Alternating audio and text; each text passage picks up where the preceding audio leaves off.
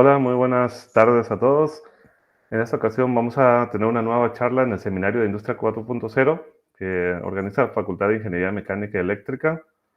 En esta ocasión estamos con nuestra charla número 6 de este seminario, eh, denominada Integración de las IA en las comunicaciones inalámbricas. La presenta el doctor Roily Frajo Ibarra Hernández. Les voy a dar una breve reseña del doctor para cederle el uso de la voz. Recibió su grado de ingeniero en electrónica y comunicaciones en la Universidad Autónoma de Zacatecas. Durante el periodo realizó una estancia internacional en Manitoba, Canadá, en 2011. Realizó una maestría en ciencias en electrónica y telecomunicaciones en el Centro de Investigación Científica y Educación Superior de Ensenada, Baja California, donde también recibió su título de doctorado en 2019. Realizó una estancia en el Instituto de Investigación INRIA en la ciudad de Rennes, Francia, en 2018, recibiendo la beca Browse Mobilité. No sé cómo se pronuncia, pero me imagino que es una beca de movilidad para doctorantes, ¿no? Ha laborado como ingeniero en electrónica y software en la empresa Daily México y en Ensenada, Baja California, y como coordinador de redes y sistemas digitales en la Universidad de Ensenada y tesis preparatoria. Actualmente realiza una estancia postdoctoral en la Universidad Autónoma de Zacatecas, en San Luis Potosí, la Universidad Autónoma de San Luis Potosí, en la Facultad de Ciencias. Sus intereses de investigación son el aprendizaje máquina, es decir, el machine learning, reconocimiento de patrones, procesamiento digital de señales para clasificación de audio y mejoramiento de sistemas de telecomunicaciones. Bueno, le cedo el uso de la voz al doctor para que inicie con su charla. También. ¿Qué tal? Pues muchas gracias al doctor Marcelo por la invitación. Voy a compartirles la pantalla completa para iniciar con la presentación. Bueno, cabe destacar que el doctor Marcelo y un servidor fuimos compañeros en el Centro de Investigación Científica y Educación Superior de Ensenada, el CICESE, un placer estar presentes nuevamente. Voy a verificar si por aquí se encuentra una... Bueno, si no, no sé si tengan problema con el pequeño margen que me da el Adobe a esta nueva versión. Creo que por aquí va a estar presentación. Preferencias. Ver. Aquí está. Ver. Pantalla completa. Listo. Pues esto abarca parte de una documentación del programa del software para programación MATLAB. Ofrece ya tutoriales y seminarios y webinars para este tema de aplicar la inteligencia artificial en sistemas de telecomunicaciones. Aún no tan bien desarrollado, porque pues como la inteligencia artificial recientemente se comienza a aplicar, pues le falta algo, ¿no? Y dentro de lo que hay en esa documentación, pues viene aplicaciones interesantes como censar el espectro para identificar tipos de señales, ¿no? Tanto 5G como LTE. Una breve introducción también al aprendizaje máquina. Otra aplicación que se llama Autoencoders.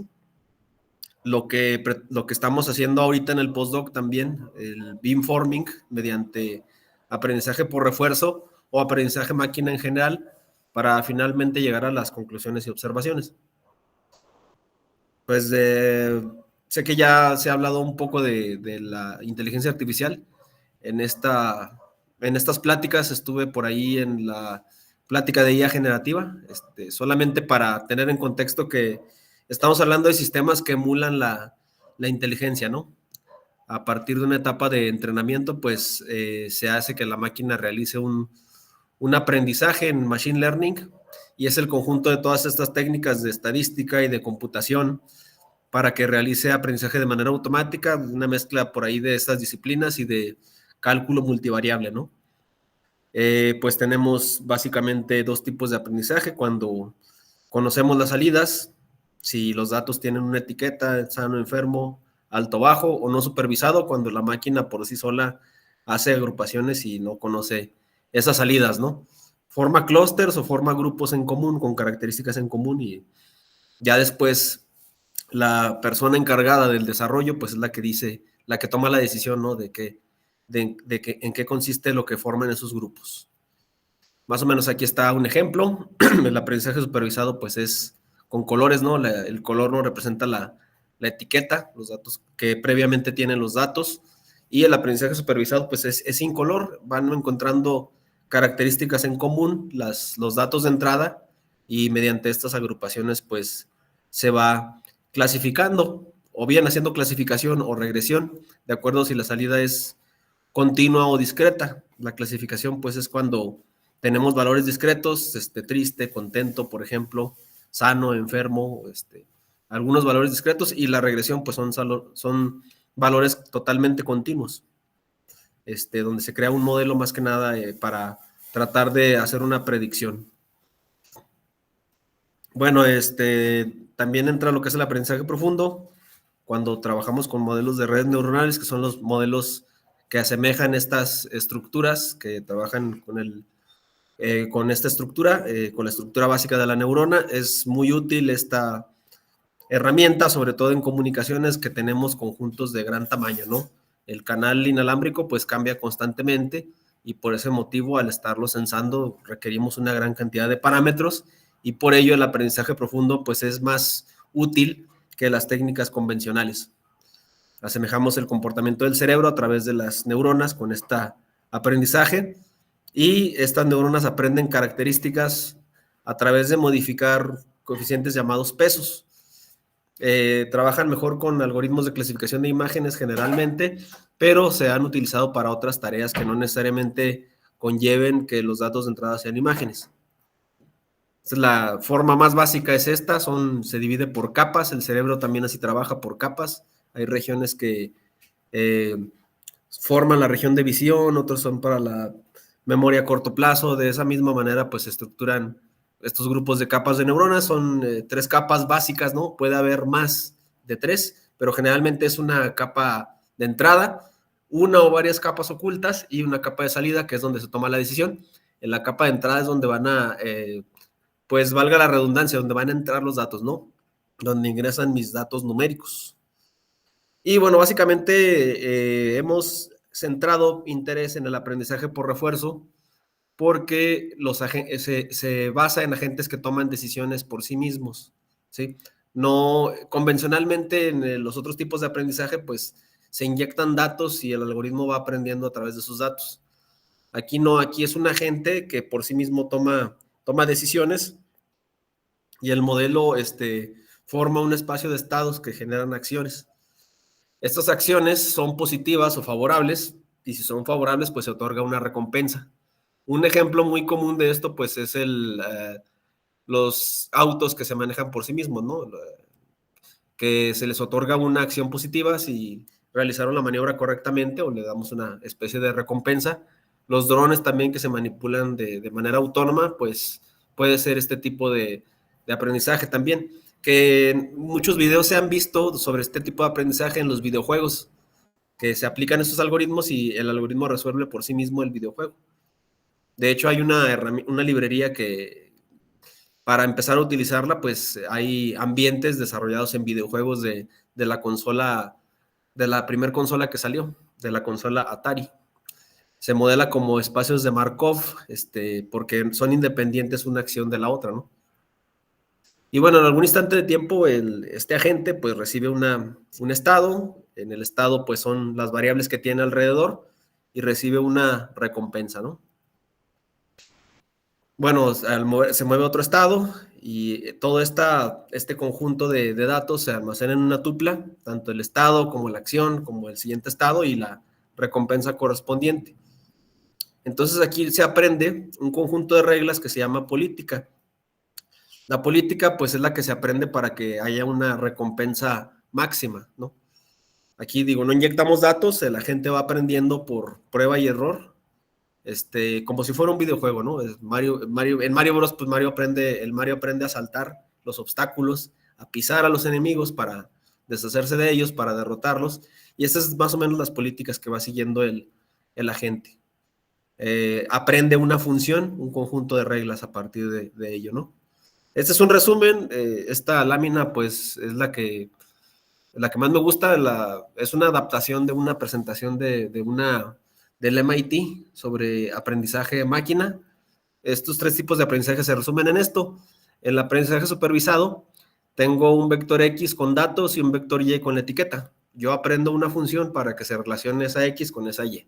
Básicamente, pues esta Y es una manzana, porque el vector X dice que es roja, que tiene un sabor dulce, bla, bla, bla, ¿no? Tiene esas características, pues es una manzana. El aprendizaje no supervisado, yo no sé, tengo esas características, pero yo no sé si es una manzana o no.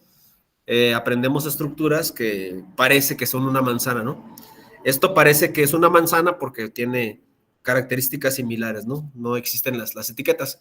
Y finalmente, en este aprendizaje por refuerzo, pues los datos son pares ordenados de estado-acción que hacen que la gente visualice los estados y que la gente, que es lo que vamos a manejar, maximice las recompensas después de hacer intentos de prueba y error, que a partir del entrenamiento, pues es esa prueba y error, donde la gente ya aprendió un camino, una vía para maximizar las recompensas. Y el enunciado sería, come esta manzana, te va a ayudar a sobrevivir. Es la recompensa.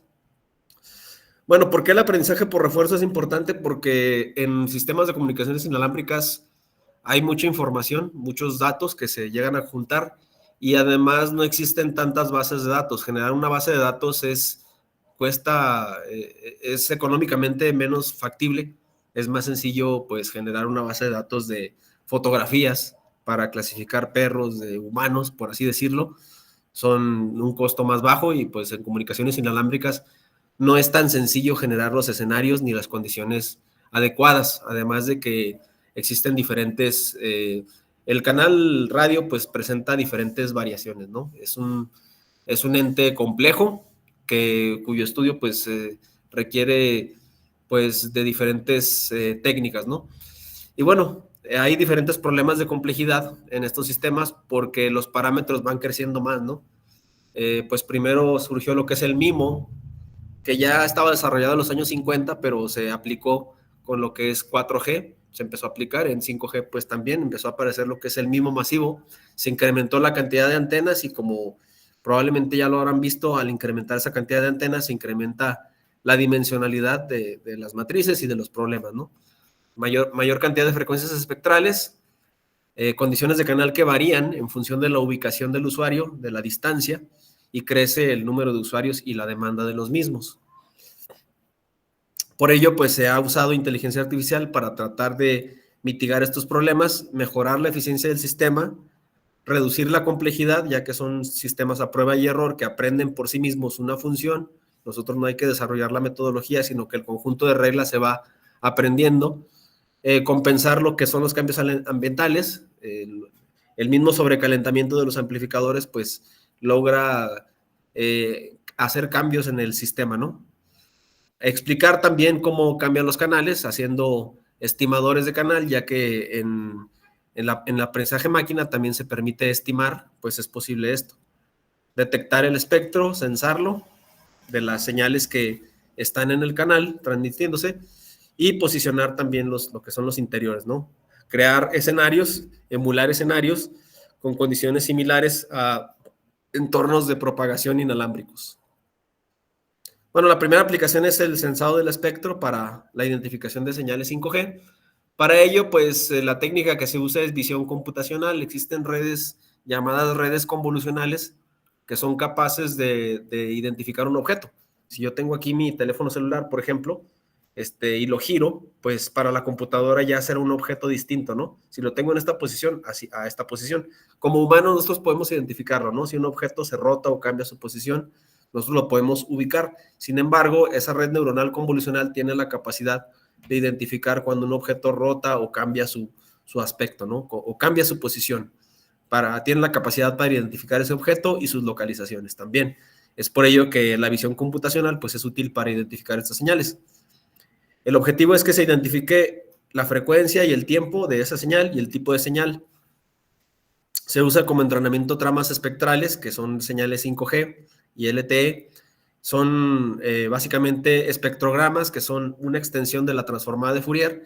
Comúnmente la transformada de Fourier tengo frecuencia y amplitud. Aquí tengo como si juntara todas esas transformadas en fotogramas e hiciera una película. Eso se le llama espectrograma. Tengo tiempo, frecuencia y amplitud. Esas imágenes se reducen a 256 por 256 píxeles Y patrones que podamos identificar ahí, pues son el ancho de banda que puede haber entre subportadoras y los valores de SNR y Doppler. Al identificarlos de manera sencilla, pues como la red neuronal tiene la capacidad de identificar estas variaciones en los objetos, pues puede ser capaz de detectar estos patrones en los espectrogramas. Aquí se usa una red neuronal que se llama ResNet 50, que afortunadamente es una red que ya está entrenada. Existe también lo que se llama transferencia de aprendizaje, y ahí pues empresas grandes como Google o Amazon suben sus modelos, los comparten, o otras empresas también, o otros usuarios, comparten sus modelos que ya fueron entrenados durante semanas, durante días, y con un equipo más sofisticado que el de nosotros. A partir de ello, pues se tiene como entrada un espectrograma, que aquí la verdad no sé por qué pusieron tiempos y frecuencias negativas. Lo tendría que checar ahí en la documentación de MathWorks. Y bueno, esos parámetros entran a esta red que tiene 50 capas, por eso se llama RedNet 50, y es capaz de identificar estos tres patrones. Se entrenó con estos tres patrones, con una señal de dónde era ruido, con la parte como morada, 100, la parte magenta, pues es cuando se identifica que no hay señal, y la otra como una señal LTE. Entonces esos patrones pues son identificables de manera sencilla con una red. Bueno, es ideal identificarlos con una red neuronal convolucional. Están también lo que son los autoencoders, que es una idea que no a muchos les agrada, pero pues ya está en el estado del arte. Es una red que no es supervisada, aprende a comprimir los datos y a modularlos también. Eliminas con esto varias etapas en el sistema de comunicaciones, porque el autoencoder se enseña cómo reconstruir los datos sin necesidad de que haya tantos algoritmos tan sofisticados de reconstrucción, ni códigos de fuente, ni códigos de canal. Un autoencoder reemplaza estas 5 funciones, reemplaza la codificación, reemplaza la ecualización, sincronización y entre otros, ¿no? Básicamente se hace un mapeo de bits de información, y en ese mensaje se crea una función que ayude a aprender estos patrones de detección, ¿no? La última capa pues tiene limitaciones para restringir estos símbolos, y pues las restricciones son que las mismas de un sistema de comunicaciones convencional, que haya una restricción en energía y también en la potencia promedio, ¿no? Para que no llegue a haber saturaciones. Este es el diagrama. Tenemos capas conectadas de una red neuronal con su respectiva función de activación. La activación es lo que da el paso hacia cierto grupo de datos, lo que crea el umbral en el transmisor, esta capa de normalización, un canal que tiene características similares al ruido blanco, y posteriormente otras capas totalmente conectadas con una activación, ¿no? Se calcula el máximo y ahí está lo que es el encoder, ¿no? Que como comento es muy polémico porque pues no incluye modulación, no incluye códigos de canal, y muchos dicen, pero ¿cómo vas a hacer enviar los bits nada más y dejarlos a la buena de Dios? No, se requiere hacer el pasabanda y demás, que únicamente hay ciertas investigaciones al respecto. No he visto aplicaciones ya en sistemas físicos como tales. Lo que se ha hecho es comparar la tasa de error de bits en este autoencoder con un canal AWGN convencional, con una modulación QPSK, y se ha detectado lo que es la relación señal a ruido, que es muy similar a la que aparece ahí. Bueno, también en visión computacional, aparte de detectar el espectro, puedo detectar también la modulación. Ya ven que se comporta que hay patrones para una modulación QAM, una modulación QPSK 16 o 64 QAM, pues por medio de una arquitectura de red neuronal con visión computacional es posible detectar estos tipos de modulaciones, lo cual también es ideal para incrementar la eficiencia del sistema. Pues ahora lo que estamos trabajando un poquito, lo que es el beamforming mediante aprendizaje por refuerzo. En un sistema multiusuario, pues tenemos múltiples entradas y múltiples salidas. Bueno, para empezar, se trabaja con un sistema MISO, con múltiples entradas y una salida. Se asiste con un elemento adicional llamado superficie inteligente reconfigurable, el cual actúa como un retransmisor, como un espejo, que asiste a la comunicación multiusuario sin necesidad de que haya canales de radiofrecuencia para redirigir la señal de manera directa. Este agente pues recolecta la información de cada uno de los canales, tanto del transmisor a los receptores como a los espejos del RIS. Y bueno, cada intervalo de tiempo ahí se determina lo que es la transmisión, la potencia de los usuarios, matrices de canal, hay diferentes tipos de canales hacia los usuarios y del transmisor hacia el RIS. El agente pues recibe una recompensa si hay una métrica que se maximiza, que es el sum rate, que más o menos es relacionada a lo que es la eficiencia espectral o la capacidad de transmisión, que son los bits por segundo sobre hertz. Así se recompensa al agente. Aquí está el diagrama. Hay una antena de transmisora, una estación base, que tiene un canal de transmisión de ella hacia el RIS. Aquí vemos la superficie reconfigurable llamada RIS, que tiene un número de elementos, N, por así decirlo, 32, 64, y pues estos elementos se encargan de retransmitir, de guiar a la señal directamente hacia el usuario, hacia el késimo usuario. Aquí lo que vamos a aprender es a darle una recompensa al RIS en el caso de que haya detectado, en el caso de que se maximice la potencia, y de esa manera seleccionarlo más inteligentemente.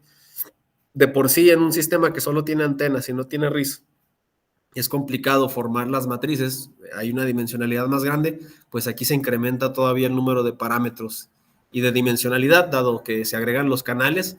Cada canal, bueno, para empezar, el canal que llega de la estación base al RIS, y cada uno de los canales individuales que van de los espejos hacia los usuarios. Y a esto hay que sumarle también, bueno, en este caso es MISO, cada usuario tiene una sola antena. Entonces hay que sumarle, si el usuario tiene más antenas, un sistema RIS asistido por MIMO, pues la complejidad crece. Aquí pues fue un trabajo que ya se realizó, en el cual nos estamos basando, donde estamos manipulando lo que es donde se está iterando la recompensa promedio contra las recompensas que obtiene el sistema, contra el sum rate. O sea, directamente ese sum rate es la recompensa. Aunque en otros trabajos también puede ser la interferencia, la relación señal, existe la relación señal-ruido, pero aquí le llamamos, entre los canales y el mismo canal del usuario, le llamamos relación señal a interferencia. Entonces, damos la recompensa en el escenario donde haya una menor interferencia.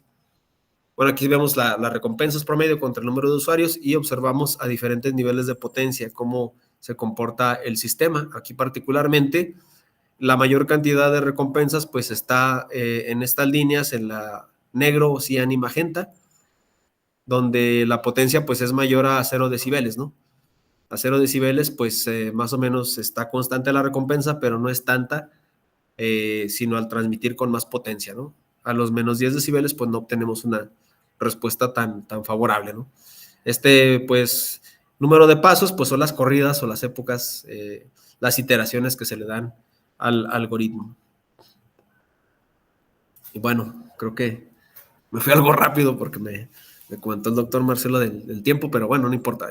Algunas observaciones y conclusiones y de esta diapositiva, y algunas otras que he encontrado en estos días recientes, que ha evolucionado el aprendizaje máquina y hay algoritmos nuevos, pues también se los voy a comentar.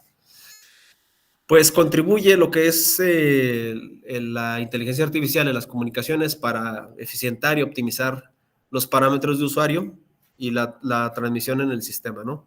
Hacerla más eficiente, optimizar los parámetros de usuario y transmitir a la máxima capacidad posible. Esto se hace ya con inteligencia artificial poco a poco, sobre todo con redes neuronales, porque son conjuntos masivos con datos en alto volumen, varios parámetros de canales y varias aplicaciones. También existen parámetros para seleccionar antenas de manera ideal. Hay problemas donde no se generan grandes volúmenes de datos. Bueno, donde los datos, más bien dicho, no están previamente generados, sino que tienen que ser simulados. Ha sido un problema con el que me he enfrentado, que en otros paradigmas de aprendizaje máquina, pues las señales ya están ahí, ¿no? Ya se tienen bases de datos en repositorios. En este caso no. Generalmente nosotros hacemos nuestro propio conjunto de entrenamiento a través de simulaciones y realizaciones de canal. Por eso a veces se utiliza aprendizaje por refuerzo, porque no existe un conjunto a priori de datos, ¿no? Este no es un conjunto de datos, yo lo llamaría un simulador, DeepMind, aunque sí lo consideran algunos como conjunto de datos, para contribuir a simular sistemas de comunicaciones inalámbricas. Es un trazador de rayos más que nada. Hay un algoritmo para trazado de rayos, le das el entorno y posteriormente te otorga los parámetros, ¿no? La matriz de parámetros ya te la da hecha este algoritmo y fue creado como otros repositorios para probar diferentes algoritmos en diferentes tareas. Bueno, aquí les muestro quería mostrarles el sitio de DeepMind. Se los voy a compartir por ahí, en el chat. Les voy a compartir el GitHub porque estuve entrando a lo que es la página web y como que el que tiene certificado web, la que tiene certificado está caída. Entonces, aquí en el GitHub es un repositorio de código donde la mayoría de los programadores escriben su código. Aquí en GitHub viene la página oficial de DeepMind. Básicamente está desarrollado en MATLAB. La mayor parte, el mayor soporte, o sea, la mayor cantidad de issues, de problemas, pues los van a encontrar en MATLAB. También en Python ya hay una librería desarrollada y hay un área de oportunidad ahí porque no hay tantos programas ahí, ni tantos issues, ni tantos bugs. Bueno, hay más bugs porque hay menos comunidad. Y también aquí diferentes conjuntos de datos. Bueno, aquí viene la página web de DeepMind. Les digo, entren a GitHub y hagan el clic desde aquí, porque si ustedes teclean en Google DeepMind, les va a mandar otra página que tiene cosas raras. Bueno, aquí está en qué consiste DeepMind. Ustedes escogen un escenario para trazar los rayos, ¿no? Hay diferentes tipos de escenarios. Acaban de liberar uno en febrero que es parecido a lo que es la ciudad de Boston, ¿no? O sea, un modelo de la ciudad de Boston a nivel telecomunicaciones. Hay otros tipos de escenarios con dos calles, con drones dinámicos y otro tipo de ellos. También aquí DeepMind les da aplicaciones, gente que ya ha contribuido con usado este trazador de rayos para algoritmos de aprendizaje máquina, para que encuentren ejemplos de cómo trabajarlo. Y pues las versiones, ¿no? Ya vamos a la versión 2, que ya incluye Python. La versión 1 incluía solamente MATLAB. Y esta 5G no, la verdad no la he utilizado. Aquí viene el artículo oficial, bueno, una guía para que sepan ya de manera detallada cómo generar un conjunto de datos. Después de que, aquí viene el procedimiento, después de que se trazan los rayos, esto está basado en un trazador de rayos de la industria, de la empresa Remcom. Aquí aparecen los parámetros de DeepMind, como las bases de datos, las estaciones base que se seleccionaron, la distancia a los usuarios, la configuración del transmisor, del receptor y los parámetros de la señal, así como del ancho de banda, ¿no?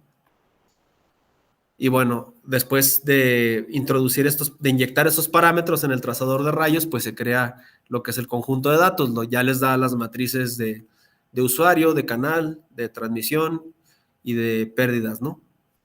Entre otros parámetros. Y bueno, aquí en lo que es comunicaciones inalámbricas, pues faltan más conjuntos de datos realistas, ¿sí? Nosotros podemos ver, por ejemplo, Kaggle, que es un repositorio de aprendizaje máquina en general, de machine learning en general.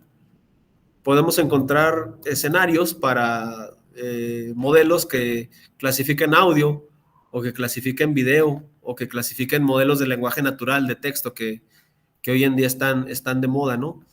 Pero pues no encontramos aquí en estos conjuntos de datos, pues no encontramos lo que es comunicaciones, ¿no? Aquí también tenemos otro repositorio que se llama UCI, Machine Learning Repository. Y entre estos conjuntos de datos, pues igual vienen imágenes o videos o el famosísimo conjunto de datos Iris de clasificación de flores para clasificar la calidad del vino, incluso alguno de ellos, señales de la salud. aquí de los de IoT, que es de los primeros que yo voy a ver de eso, pero les comento, hay un área de oportunidad importante, inclusive pueden llegar a publicar un artículo si realizan mediciones con el objetivo de desarrollar algoritmos de aprendizaje máquina, ¿no? Porque pues la gente usa ampliamente todos estos repositorios, son bien conocidos, pero aquí en telecomunicaciones pues nos falta bastante y además pues nosotros generalmente hacemos nuestro propio conjunto de datos sintético, ¿no? Faltan escenarios un poco más realistas y eso lo veo como principal área de oportunidad. Pues por la charla yo creo que sería todo, no sé si tengan alguna pregunta o duda o comentario. Adelante, jóvenes. Ahora es cuando.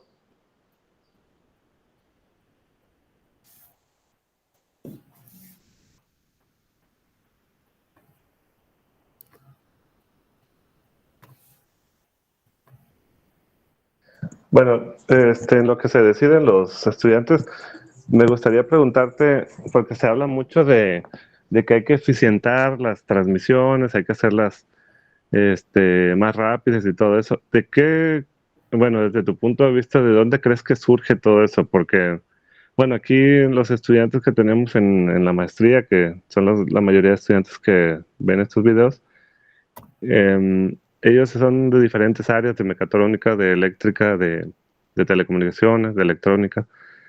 Entonces, a veces no están tan empapados en el área de lo que hacemos nosotros, telecomunicaciones. Y tal vez sería interesante comentarles un poco de dónde viene, ¿no? El querer tener una nueva generación de redes. Se habla ya de 6G, ¿no? Y por qué se tiene que tratar de eficientar, ¿no? O sea, ¿de dónde viene eso? Desde tu punto de vista. Bueno, dentro de lo que hemos investigado, la diferencia, una de las diferencias básicas, aparte de la cantidad de usuarios, ¿no? Y de dispositivos entre 5G y 6G, pues es que las redes ya se van a autoorganizar, ya no va a ser una gestión como la que teníamos anteriormente, ¿no? Entonces, en esta automatización de la gestión de las redes, en la automatización de la distribución de los recursos, pues entra la inteligencia artificial. Esa sería una de las formas de eficientar los sistemas, ¿no? Que se me puede llegar a ocurrir. Es la autogestión y el autocontrol de las redes en tanto a, pues, cuál es el usuario al que me conviene transmitirle ahorita, cuál es el que tiene más prioridad, por así decirlo, ¿no? Pues es usar estos algoritmos para distribuir los recursos de una forma más inteligente, por así decirlo, ¿no? Por ahí levantó la mano el doctor Francisco. Adelante. Hola, buenas tardes. ¿Sí me oyen? Sí. Sí, sí, hola, gracias al doctor Marcelo y gracias al doctor Roily por la presentación. Y yo he escuchado, Roily, que algunos investigadores ahora trabajan con inteligencia artificial en telecomunicaciones para el diseño completo. Dicen que de extremo a extremo se puede diseñar usando inteligencia artificial el sistema de comunicaciones. Entonces yo te quería preguntar, pues más o menos cómo sería eso o qué técnicas se pueden usar para llevar a cabo la comunicación extremo a extremo y con ayuda de inteligencia artificial. Bueno, la única aplicación que he visto es la que mencioné hace rato, ¿no? Los autoencoders que por medio de capas de redes neuronales suprimen elementos que antes había, como lo era el esquema de codificación de canal, que evitaba los errores. Debido a que con inteligencia artificial se pueden estimar patrones y pues la modulación sigue ciertos patrones, ¿no? Estamos modulando con base en los patrones de una señal de radiofrecuencia, como lo es una senoidal o una cosenoidal. Al modificar esos parámetros, pues tenemos patrones. Entonces, esos esquemas de detección encuentran esos patrones, ¿no? Ante las constantes del canal inalámbrico de transmisión. Ok, gracias.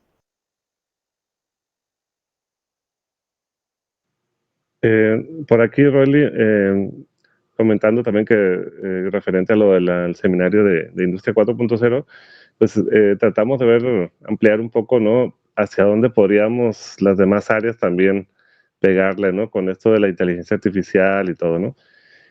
Por ejemplo, aquí hay algunos ejemplos que yo veo, por ejemplo, que son algunos como control de producción automatizada, fabricación, o sea, eficiente a través de el uso de inteligencia artificial, minimizar usos de tiempos, mantenimiento predictivo, ¿sí? Robótica automatizada, gestión de energía inteligente, optimización de la demanda en consumo de energía eléctrica, por ejemplo, automatización de procesos logísticos, o sea que hay eh, una gran área, ¿no? Ahí de oportunidad en el tema de inteligencia artificial, que de repente se queda una con la idea de que esos temas lo manejaría alguien de programación. Pues no sé cómo consideras tú eso. Pues yo soy una excepción de la regla, un vivo ejemplo. Pues básicamente no soy ingeniero en software ni en computación, soy ingeniero en electrónica y en telecomunicaciones. Es cierto que los ingenieros en telecomunicaciones pues tenemos la necesidad de la programación, ¿no? De cuando necesitamos emular nuestros sistemas, ya sea en MATLAB y recientemente en Python, pues requerimos de desarrollar esa habilidad de la programación. Sin embargo, hay muchas ramas, no solamente es el ingeniero que desarrolla el algoritmo y que lo pone ahí en producción, hay diferentes puestos de trabajo, ¿no? Que se desarrollan con la inteligencia artificial, que no conocemos. Por eso en ocasiones hasta la misma gente dice, no, pues ya nos va a reemplazar, y básicamente pues es el desconocimiento que se tiene de los puestos de trabajo. Te puedo comentar un ingeniero de datos, un científico de datos y un ingeniero en aprendizaje máquina son tres puestos totalmente diferentes. Un ingeniero de datos trabaja solamente recopilando la información de sus sensores, limpiando esos datos, porque por ejemplo, si la máquina dejó de funcionar durante una hora, tengo que ver cómo llenar esos huecos de información, qué es lo que más me conviene, hacerlo ceros. En ocasiones el cero es si matemáticamente lo hago en la operación de la división, pues es algo que no me va a convenir, ¿no? Si lo relleno con not a number, si lo relleno con nulos, ese es un ingeniero de datos. Un científico de datos pues se encarga de analizar un modelo de estos para tomar decisiones, ¿no? Le hace un reporte al gerente para que tome las decisiones con respecto a cómo se comportó el algoritmo. En el caso más cercano que yo me encuentro, pues ser un ingeniero de aprendizaje máquina es crear el modelo, establecer el modelo con los datos, entrenar el algoritmo para generar ese modelo con el paso del tiempo, buscar el modelo más adecuado. Eso no es una tarea tan trivial, ¿no? Casi siempre se buscan ejemplos de modelos que ya estén hechos para seguir una estructura similar. Aquí estoy hablando ya de tres puestos distintos. Hay otro puesto por ahí que se llama MLOps, que son Machine Learning Operations, y se encarga de que el modelo persista, ¿no? Con el paso del tiempo. Nosotros cambiamos, la sociedad cambia, entonces los modelos de inteligencia artificial, los modelos de Machine Learning tienen que cambiar también. Entonces, ante nuevas entradas, ese modelo debe de tener un monitoreo de cómo es su rendimiento. Probablemente diseñemos este año aquí en la Universidad de Colima, por así decirlo, diseñamos un modelo que me detecta el escenario, la antena ideal con la que debe transmitir, ¿no? Para el usuario con las mejores prestaciones. Me selecciona inteligentemente la antena, vamos a decir un escenario muy sencillo. Ese modelo tiene un rendimiento de arriba del 80%, del 85% durante este año. Llega el año siguiente, llegan nuevos dispositivos, llegan nuevas tecnologías, o digámoslo 5 años, ¿no? Para no ser tan drásticos. Llegan otras condiciones distintas y ese modelo baja su rendimiento al 60%. Esto es, los modelos en producción no es lo mismo que aquí en el desarrollo. En el desarrollo, pues lo hacemos y lo dejamos funcionando. Ahora, hay que hacer que ese modelo persista con todos esos cambios y esa es otra posición distinta, ¿no? De Machine Learning Operations. Dentro de las posiciones que he visto yo cercanas a la industria, pues se encuentran esas 3 o 4. Es por eso que no necesariamente alguien apegado a la programación se puede dedicar a esto. Alguien que maneje bases de datos, que maneje Excel, que maneje Power BI, que conozca por fuera cómo trabaja un modelo. Inclusive un ingeniero de aprendizaje automático no necesita tanta programación per se, con que sepa la metodología de cómo funciona un modelo y un esquema de aprendizaje máquina, pues es suficiente, ¿no? Muy interesante, doctor. Por ahí creo que tenemos una pregunta. Adelante. Alguien levantó la mano. Sí, buenas tardes. Muy interesante la plática, doctor. Y bueno, yo tengo dos preguntas. Desde su punto de vista, ¿en dónde ha tenido mayor impacto la introducción de la IA? Y la siguiente pregunta es, ¿cuál es la mayor limitante del uso de la IA? Bueno, tiene que ver con dos consecuencias que haya tenido un boom. La primera consecuencia, pues, fue la pandemia. ¿Por qué? Porque en la pandemia creció el incremento tuvo que crecer la gestión de recursos computacionales, ¿no? Cuando yo estaba en el doctorado, pues 8 gigas de RAM eran suficientes, ¿no? Y ni qué pensar de una tarjeta gráfica, pues eso, nada más los que juegan, ¿no? Nada más los gamers lo necesitan. Hoy en día yo la necesito para hacer mis algoritmos, para programar. Hoy en día un algoritmo que corre en una tarjeta gráfica puede hacerlo hasta 100 o 1000 veces más rápido que que con el CPU convencional, ¿no? Entonces, esta fue una de las consecuencias por las que también creció la demanda, por las que se le fue apostando por el crecimiento en la capacidad computacional. Y en ese punto también está la limitante. ¿Por qué? Porque la huella de carbono es una consecuencia, ¿no? Del entrenamiento es una etapa muy pesada. Bueno, es la etapa más importante y la etapa más pesada del aprendizaje automático, porque puede tardar 1 hora, puede tardar 10 minutos, puede tardar días, puede tardar semanas o puede tardar meses. Para eso, la transferencia de aprendizaje o transfer learning es algo que están empezando a desarrollar, ¿no? Gente de Google, gente de Amazon que tiene mucha capacidad computacional, la mayor del planeta, pues pone a disposición los modelos para que la gente los empiece a utilizar y deje de le contribuya más a la huella de carbono, ¿no? Entonces ahí está una de las pequeñas, alguna de los peros, ¿no? De las limitantes. El entrenamiento pues está contribuyendo a la huella de carbono. De por sí, la mayor parte de las librerías de aprendizaje máquina están en el lenguaje Python, pero hay estudios que han encontrado que este lenguaje, pues, a pesar de que es el más amigable, pues también es el que le produce más daño al ecosistema y a la huella de carbono. Otro problema de esa capacidad computacional es llevarla, que se ha pensado tanto en grande que para los dispositivos pequeños como DSPs, como ESP32 o esos pequeños microdispositivos, pues no se ha pensado mucho en ellos. Esa es otra área de oportunidad. Se llama Tiny Machine Learning, se los pongo por aquí, TinyML, por si a alguno le llega a interesar.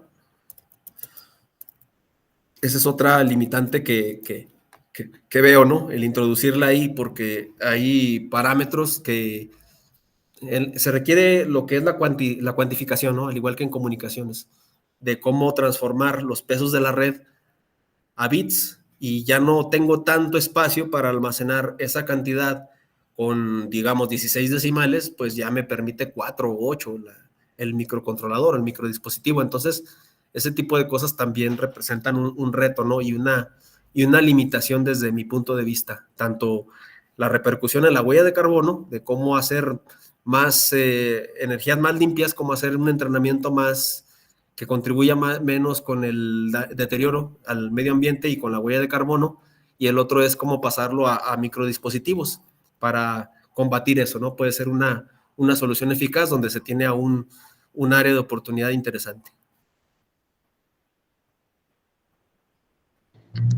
Muchas gracias, doctor. ¿Por ahí alguien más que quisiera hacer una pregunta?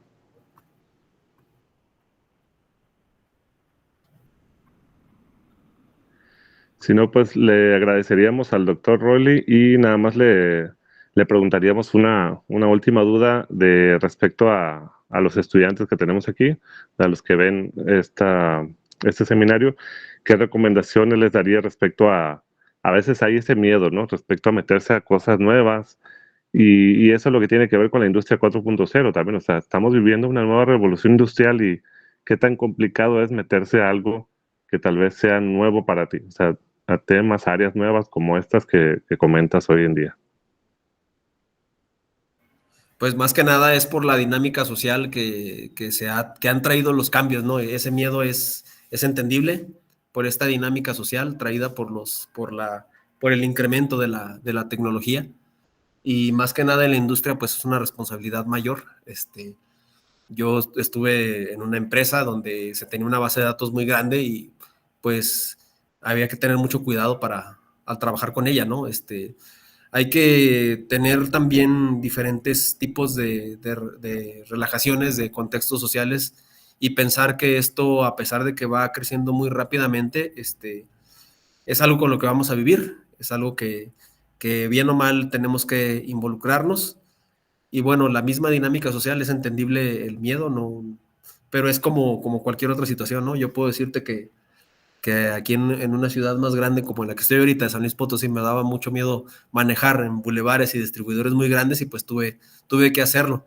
De igual manera, no hay que tenerle miedo, hay que tener respaldos de la información, hay que trabajarlo de una manera consciente, tranquila, pero consciente, ¿no? Porque está en nuestras manos probablemente datos que lleguen a representar cosas muy importantes para la compañía. Y pues por ahí lo dicen en el argot que los datos son el nuevo petróleo que hay que cuidar, ¿no? Hay que saberle sacar provecho. Pues muchas gracias, doctor, y muchas gracias a todos los asistentes. Nos vemos a la próxima. Gracias. Buenas tardes. Gracias. Gracias, nos vemos.